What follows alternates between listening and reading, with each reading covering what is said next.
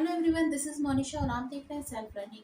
जैसा कि अभी मैं सीरीज चला रही हूँ किस बारे में, यूपीएससी का जो फर्स्ट पेपर है जनरल स्टडी का, उसकी सीरीज़ हमारी चल रही है जिसमें ऑलरेडी 2 वीडियोस आ चुके हैं। ये तीसरा वीडियो है जिसमें हम बात कर रहे हैं फर्स्ट यूनिट की। जो सिलेबस आपको प्रोवाइड किया गया है यूपीएससी के द्वारा जनरल स्टडी के लिए, उसकी ये फर्स्ट यूनिट के बारे में हम बात कर रहे हैं। तो ये वीडियो उन सभी स्टूडेंट्स के लिए बहुत इंपॉर्टेंट है जो यूपीएससी का फॉर्म फिल कर रहे हैं या कर चुके हैं या करने वाले हैं।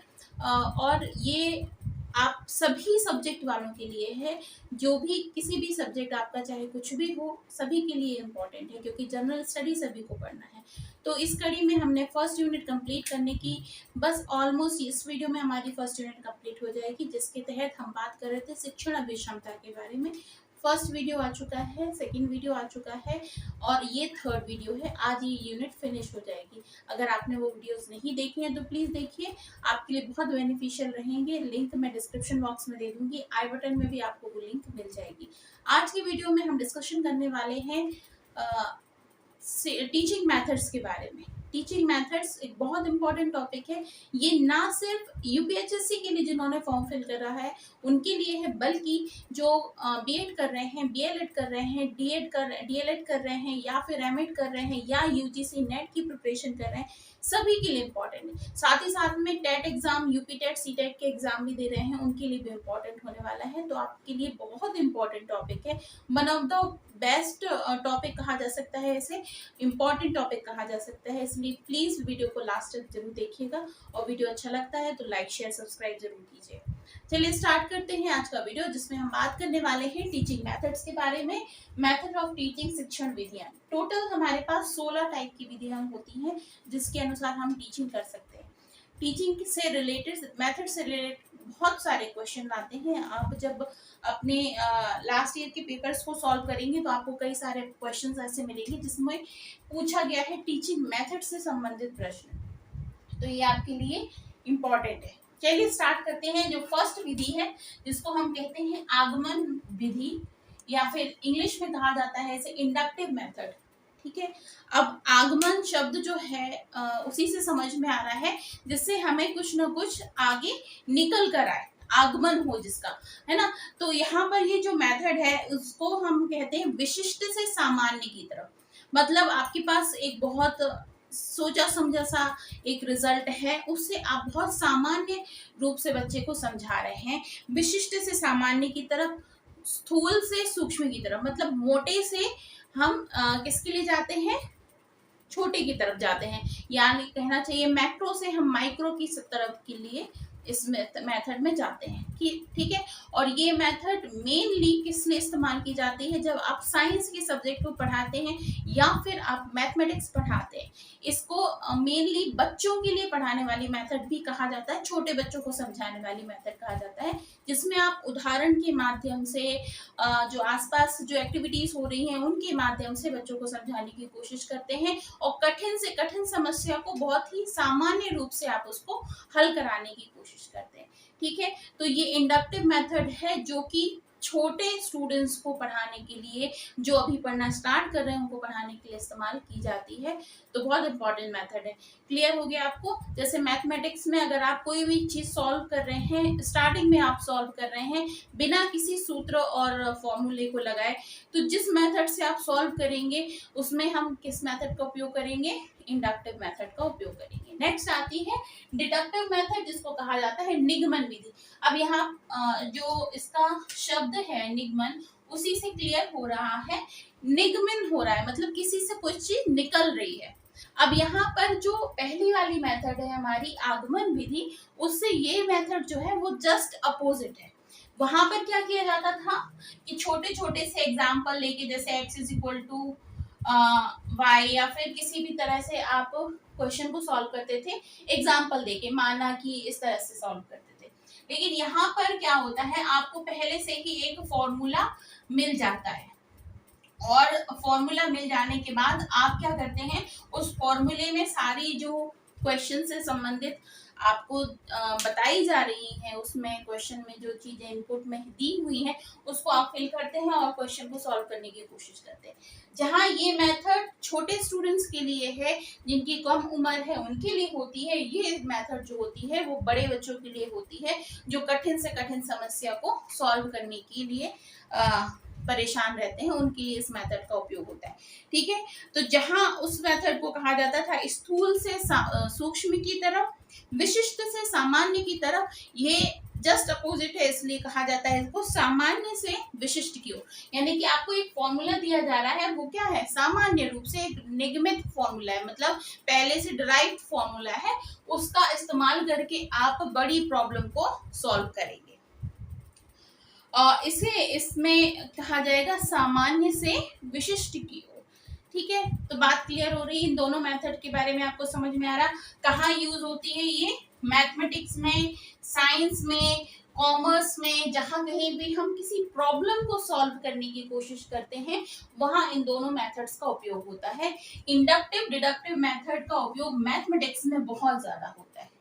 ठीक है, चलिए नेक्स्ट हम आते हैं किसमें, अन्वेषण विधि, खोज विधि या फिर सर्च मेथड कहा जाता है। इसी को एक और नाम से भी जाना जाता है जिसको कहा जाता है ह्यूरिस्टिक मेथड, खोज विधि, डिस्कवर मेथड, ये इन सारे चीजों के नाम इसमें लिए जाते हैं। तो अब ये विधि क्या होती है, जिसके अंतर्गत हम किसी भी प्रॉब्लम्स को सॉल्व करने के लिए, कोई भी प्रॉब्लम है उसको सॉल्व करने के लिए खोज करते हैं, डिस्कवरी करते हैं, और डिस्कवरी करने के बाद उसके रिजल्ट तक पहुंचते हैं। मतलब यहाँ पे स्टूडेंट्स को एक पूरा कहना चाहिए, एक पूरा तैयार किया जाता है, खाका तैयार करके दिया जाता है, उनके दिमाग में प्रॉब्लम्स डाली जाती हैं, प्रॉब्लम को निकलने का तरीका उन्हें बताया जाता है, लेकिन सिर्फ गाइडेंस दी जाती है, उनके साथ साथ नहीं किया जाता, उनको क्लू दिए जाते हैं, क्लू देने के बाद वो सॉल्व करते हैं, धीरे धीरे उस प्रॉब्लम की जड़ तक पहुंचते हैं और उसके बाद उसको सॉल्व कर देते हैं। पहेली मेथड भी इसको कहा जा सकता है, जिसमें आपको इस तरीके से खोज करने के लिए बताया जाए। ठीक है, तो ये मेथड का उपयोग भी बहुत अच्छे से किया जाता है। नेक्स्ट है निरीक्षण विधि। निरीक्षण विधि, इसको इंस्पेक्शन मेथड भी कहा जाता है। निरीक्षण विधि का उपयोग कहाँ पे किया जाता है, तो यहाँ पर हम जिसकी बात कर रहे थे निरीक्षण विधि की, तो निरीक्षण मेथड जो है इसमें क्या किया जाता है कि टीचर इस तरीके से पूरा अपना प्रोग्राम तय करता है या फिर अपना प्रोग्राम बनाता है जिसमें बच्चे को कोई एक समस्या दी जाती है और टीचर अपने साथ साथ उसको स्टूडेंट्स को भी निरीक्षण करने के लिए, उसका इंस्पेक्शन करने की या उसकी ऑब्जर्वेशन करने के लिए कहता है। ठीक है, तो स्टूडेंट्स क्या करते हैं, धीरे उसके साथ ग्रुप में चलते हैं और फिर एक एक पॉइंट पर बारीकी से नजर रखते हैं कि इसमें एक जो पॉइंट है ये सही है या नहीं है, दूसरा पॉइंट जो है वो सही है या नहीं है। मतलब टीचर ने प्रोग्राम बना दिया, बच्चे को दे दिया और उसके बाद अपने साथ साथ स्टूडेंट्स को लगाए रखे, जिसमें बच्चे की जो ऑब्जर्वेशन पावर है वो मजबूत होती है, उनका निरीक्षण करना मजबूत होता है, उनका इंस्पेक्शन करना मजबूत होता है। यहाँ पर जैसे सपोज जो आर्किटेक्ट के स्टूडेंट्स होते हैं या फिर इंजीनियरिंग के स्टूडेंट्स होते हैं, तो कोई एक साइट पर उन्हें ले जाया जाए और वहां पर देखा जाए कि जो भी बिल्डिंग बन रखी है उसके अलग अलग पॉइंट्स के बारे में वो निरीक्षण करें और देखें कि यहाँ पर जो भी पॉइंट दिखाया जा रहा है, जैसा भी बना हुआ है, उसमें क्या सब कुछ सही है या कुछ गलत है। मतलब कहने का है कि उनकी ऑब्जर्वेशन पावर को बढ़ाना, उनको देखना, बारीकी से समझना, उसमें कहीं अगर कोई गलती है, मिस्टेक है, तो उसको वो खुद क्लियर करे। बाद में टीचर और स्टूडेंट्स अपने अपने जो भी उनके एक्सपीरियंस होते हैं वो शेयर करते हैं और फिर उस शेयरिंग की वजह से उनको समझ आता है कि ये जो जहाँ कहीं भी निरीक्षण किया है वो क्या मिस कर गए। टीचर उन्हें बताता है कि नहीं आपने ये नहीं देखा, उसमें ये भी देखना चाहिए था। तो उनका जो एक्सपीरियंस होता है वो बहुत अच्छा होता है, कमाल का होता है। उसके बाद जो बच्चा सीख जाता है वो फिर उसे कभी नहीं भूल पाता। नेक्स्ट हम आते हैं बोध विधि पर। बोध विधि का मतलब क्या होता है, यहाँ पर भी जैसे कि निरीक्षण विधि में होता है वैसे ही प्रॉब्लम्स दी जाती हैं और उस प्रॉब्लम के बाद में बच्चे से कहा जाता है आप इसका बारीकी से निरीक्षण कीजिए, उसको समझिए और उसका पूरा डिस्कशन करने के बाद में आप अपना रिजल्ट जो है वो सामने दिखाइए। तब बच्चे क्या करते हैं, अपनी पूरी क्षमता के अनुसार अपना जो भी उन्होंने एक्सपीरियंस लिया है, जो पढ़ा है, जो बुक्स देखी हैं, उनके हिसाब से वो उस प्रॉब्लम को देखते हैं, समझते हैं और उसके बाद उसके बारे में एक रिटन में एक नोट बनाते हैं और वो अपनी टीचर को दिखाते हैं, ताकि ये क्लियर हो सके कि जो कुछ भी उन्होंने सीखा है, समझा है, उसका इस्तेमाल, उसका उपयोग वो उन्होंने उस प्रॉब्लम को सॉल्व करने में किया है कि नहीं किया। बोध करना इसमें आता है कि आप प्रॉब्लम को समझें और उसको देखें, जाने और जानने के बाद में अपने जो एक्सपीरियंस है वो शेयर करें, ताकि आप उस प्रॉब्लम से संबंधित किसी भी चीज के बारे में अनभिज्ञ ना रहें, पूरी तरह से उसे सीख जाए। नेक्स्ट आता है यांत्रिक मेथड, इसको मैकेनिकल मेथड कहा जाता है। ये पूरी तरीके से मशीनों पर निर्भर होती है, जिसमें हम मशीनों के माध्यम से बच्चे को सिखाते हैं।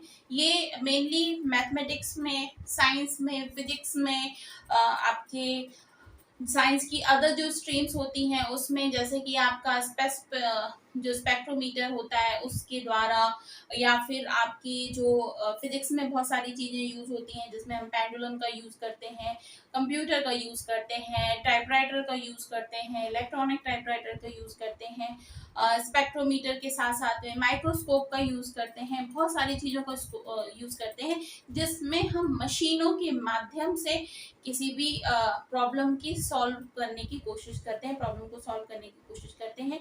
तो मैकेनिकल मेथड होती है जहां पर ज्यादा से ज्यादा मशीनों का उपयोग किया जाता है। अब वो कैलकुलेटर हो सकता है, कंप्यूटर हो सकता है, अदर जो मशीन्स होते हैं उनका उपयोग भी किया जाता है।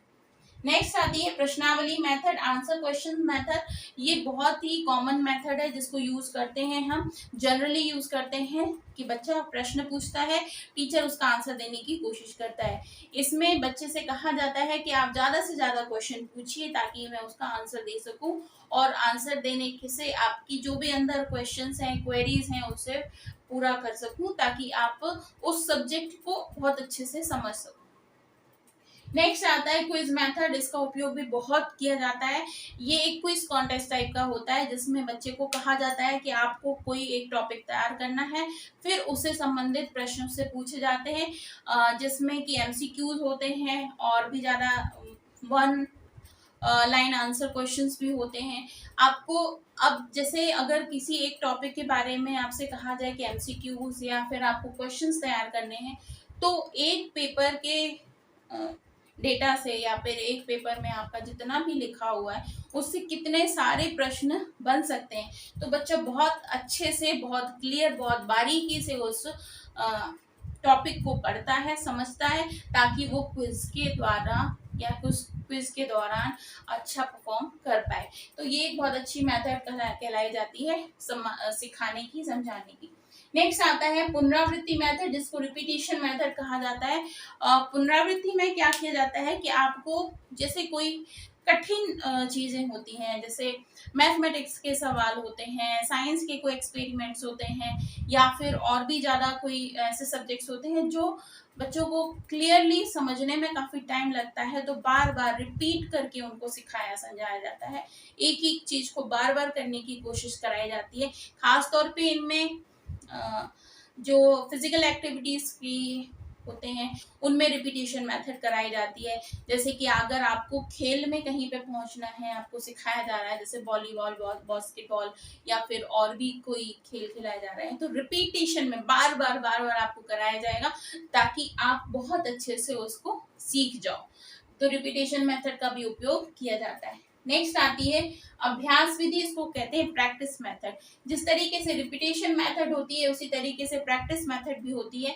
प्रैक्टिस में भी क्या कहा जाता है कि जैसे अगर आप मैथमेटिक्स के सॉल्व कर रहे हैं क्वेश्चंस, तो एक ही तरह के, एक ही फॉर्मूले से संबंधित या एक ही चैप्टर के जो क्वेश्चंस होते हैं वो बार बार आपको रिपीट करना पड़ते हैं, अभ्यास करना पड़ता है, ताकि वो एक पर्टिकुलर जो टॉपिक है उससे संबंधित जितना भी पूछा जा सकता है, जितना भी क्वेश्चंस उससे बन सकते हैं उन सब के आंसर्स आपको मिल सके। तो ये एक बहुत अच्छी मेथड मानी जाती है। साइंस से रिलेटेड, आपके मैथमेटिक्स से रिलेटेड, कॉमर्स से रिलेटेड क्वेश्चंस को करने के लिए बहुत अच्छी मेथड। साथ ही साथ में ये हिस्ट्री, ह्यूमैनिटीज के मैथ जो सब्जेक्ट्स होते हैं उनके लिए भी इम्पोर्टेंट मानी जाती है, क्योंकि बहुत सारी चीज़ ऐसी होती है जो आपको याद रखनी पड़ती है। तो वो याद करने के लिए आपको बार बार उसका अभ्यास करना पड़ता है ताकि वो आपको याद रहे। नेक्स्ट आती है विश्लेषण मेथड, जिसको एनालिसिस कहा जाता है। अब एनालिसिस का मतलब क्या होता है, किसी भी चीज को छोटे छोटे भागों में डिवाइड कर दिया जाए और डिवाइड करने के बाद एक एक कड़ी को साथ में करके हम किसी प्रॉब्लम को सॉल्व करें। सपोज आपको कोई प्रॉब्लम दी गई है, उस प्रॉब्लम को आपको सॉल्व करना है, तो आप क्या करेंगे, क्लूज ढूंढेंगे कि क्लू कहाँ से मिल रहा है हमको। एक क्लू यहाँ मिल गया, फिर दूसरा यहाँ मिल गया, तीसरा यहाँ मिल गया, चौथा यहाँ मिल गया, पांचवा यहाँ मिल गया। इस तरह से फिर सारी कड़ियों को जोड़कर आप इसके रिजल्ट पर पहुंचने की कोशिश करेंगे।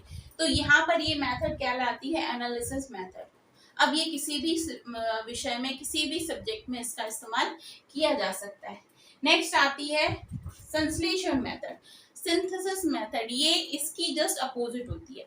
यहाँ पर क्या किया जाता है, कई बड़ी से बड़ी प्रॉब्लम को छोटे छोटे भागों में विभाजित कर दिया जाता है, और सिंथेसिस मेथड में क्या किया जाता है, छोटी छोटी सी कड़ियों को जोड़ा जाता है।